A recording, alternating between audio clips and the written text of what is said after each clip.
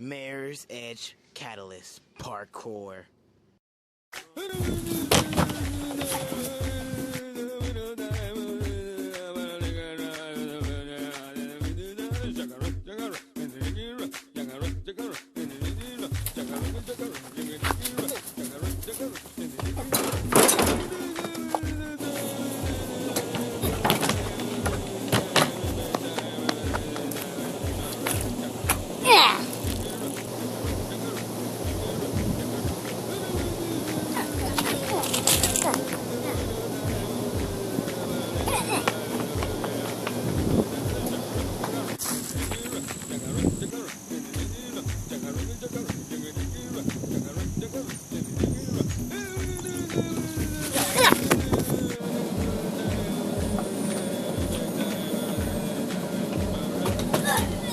Forget it, you are. Going around. I'm done.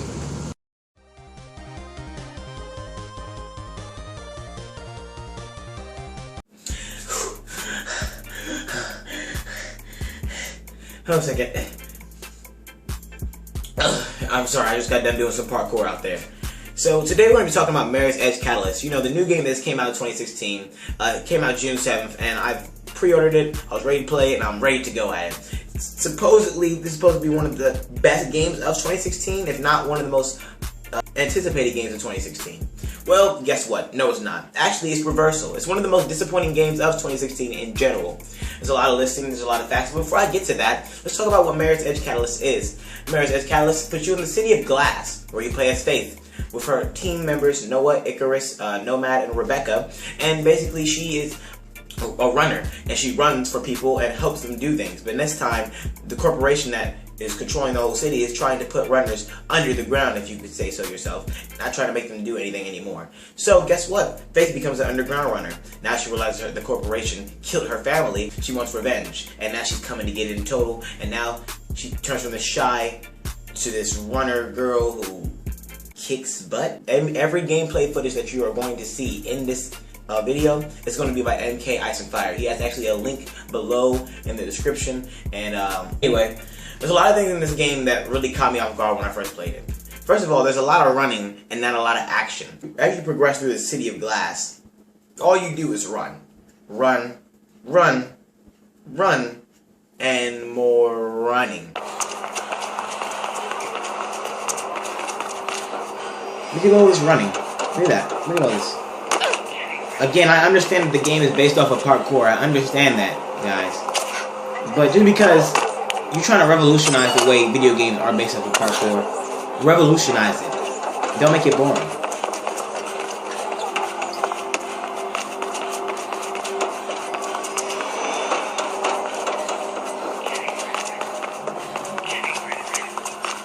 See, as you can see, you could take different routes and stuff and everything else, but it's nothing. Look at this. Look. Okay, get a collectible.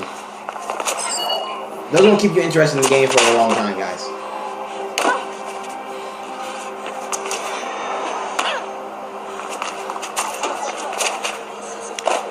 Yeah, climb a pole. Jump again. Run. Look how long she, or the guy, or MK Ice has been running. Look how long he's been running. Look at these people. A random guy just standing there looking at you. This would have been a perfect opportunity for him to do anything, action at all. But guess what happens? Nothing. See, what I provided for this game was a lot of my intuition, a lot of my eyesight, things that I wanted to see in the first person mode. Now, don't get me wrong, the first person mode, oh, it's beautiful with parkour settings. But guess what? That still doesn't make the inevitable fact that everything's boring when you just keep running from point A to point B over long distances. There's been a time where I was playing the game and I fell asleep at 12 a.m. just from running from one distance to another because it was too long. There was not enough action. There's not enough things going on in the background. Not enough life of the city, or city of the life, if I say so myself. There wasn't a lot of that. And another thing, one thing that you guys are going to see in this video, or the game actually itself, is there's going to be a lot of unlikable, dull, and boring characters. They seem like they're mad at each other all the time. You have Rebecca, you have Icarus, you have Nomad, you have Noah, and you have Rebecca. And you have Faith, actually, also as well. Faith during times seems like even though she's the main character, she seems like she's not talking. She seems like she's more mumbled and shy away from things. Everybody else is that they're all dull. They don't have really anything to give or offer to the player. Actually, they're really boring to me. Every single time I saw them, they were either complaining or fighting or doing something like that. No, but I am. Look, Noah and I may not have seen eye to eye, but I did respect him. And your parents. Noah said you were part of the same group. Yes. We were. Till I realized that there's no peaceful way we can rid ourselves of the conglomerate and the families behind it. We've got to destroy it. Using every weapon at our disposal. I know what you think, but you're wrong. I don't have it. Yeah. See, I think you do. And that's why Krugersek is hunting you, and why they killed Noah. Back off! Look, I'm sheltering you for now, but don't take my hospitality for granted. At some point, I'm gonna ask you to step up or step out. That's enough, Rebecca. You've made your point. Look, all I'm saying is this. You're no longer neutral, Faith. Another thing I like to point out is the combat. Oh my gosh, the combat is so easy, it's funny. The AI system is so clunky. They seem like they want you to fight, and then guess what happens? You're able to beat them in so fast of amount of time. It's like the world is so open that if the character was right here, or the bad guy was right here, and you were right here, you could go all the way around the character and hit him. That's what it would be like. Still, at the end of the day, all you do is kick and punch, kick and punch, kick and punch. And then guess what happens? When you kick somebody, guess what the guy does? Fall all the way over a railing, like he's so over dramatically. And actually, the AI is not defensive at all. Okay,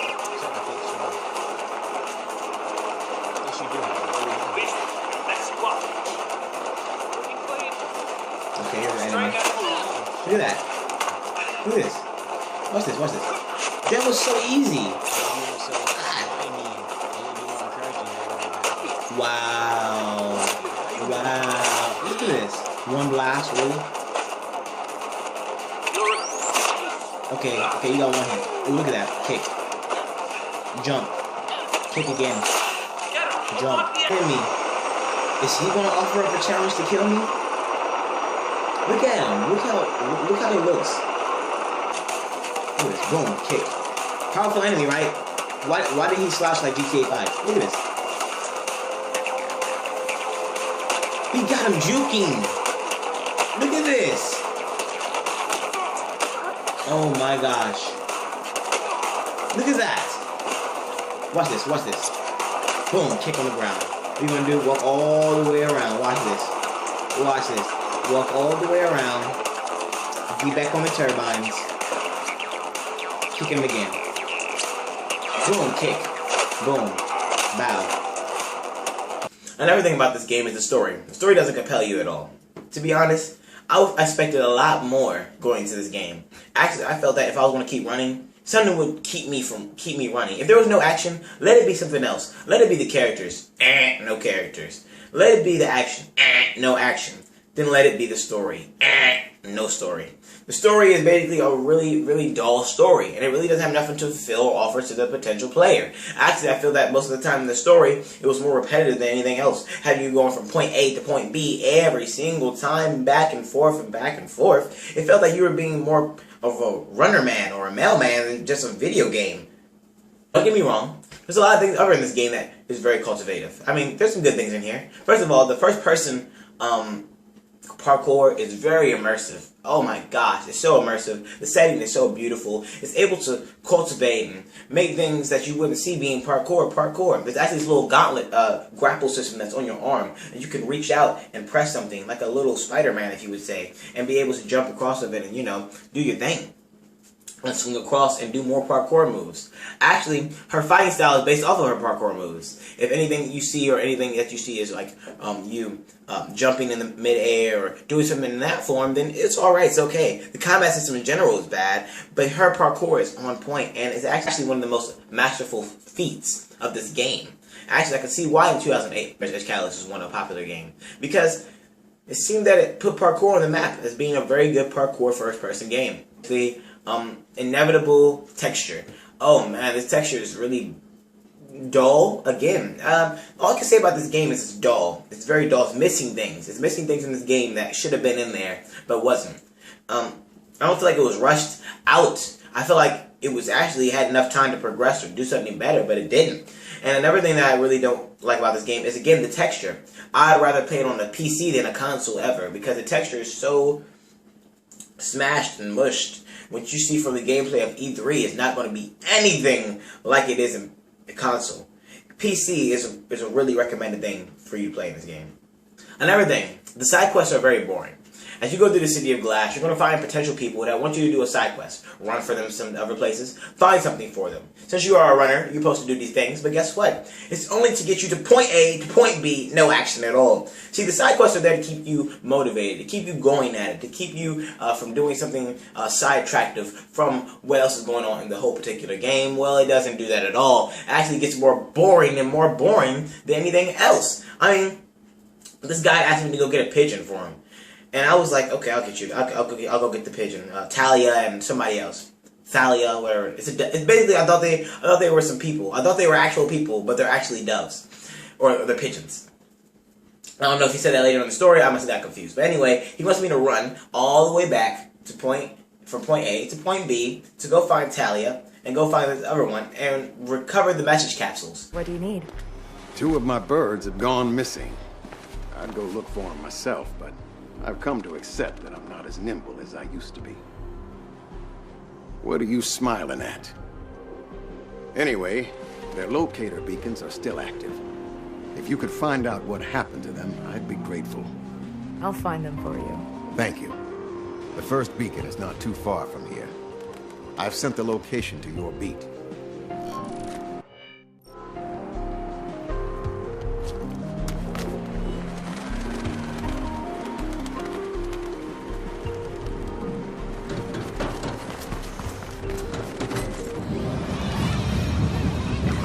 Should be easy to locate. Just follow the increase in frequency.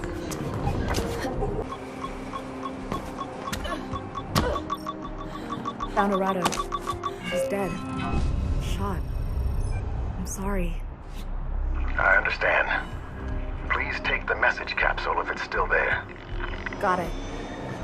Thank you. See if you can find Thalia.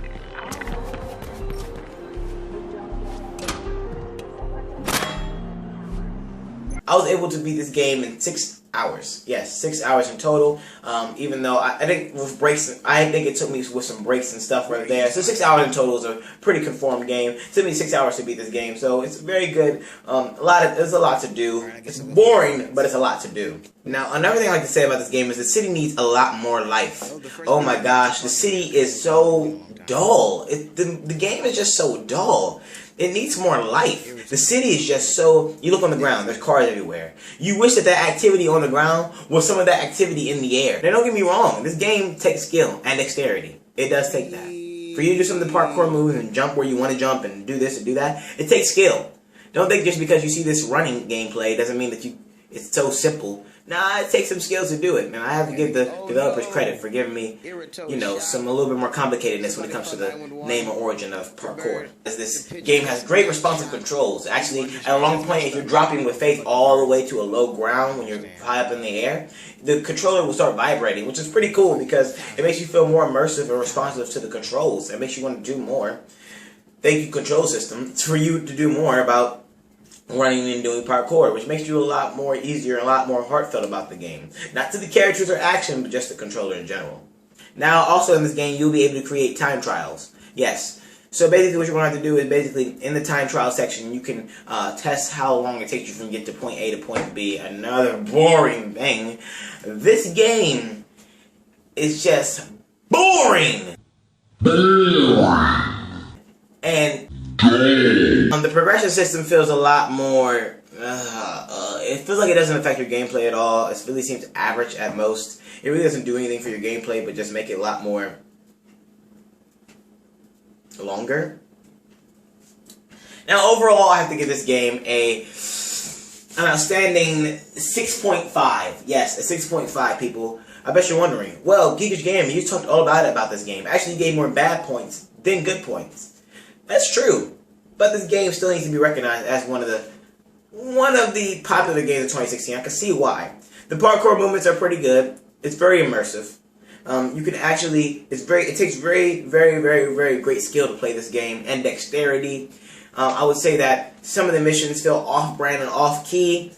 The side missions are so boring. The fighting system and AI system is so predictable. Overall, this game deserves a 6.5.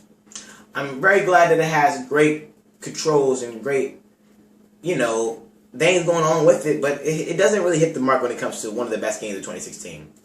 It's one of the most disappointing games of 2016, and Mirror's Edge Catalyst, I'm sorry. I'm sorry. You lost.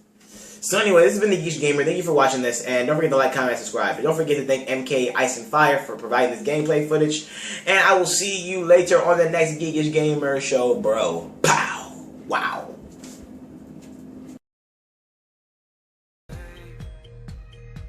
This is the level of the night.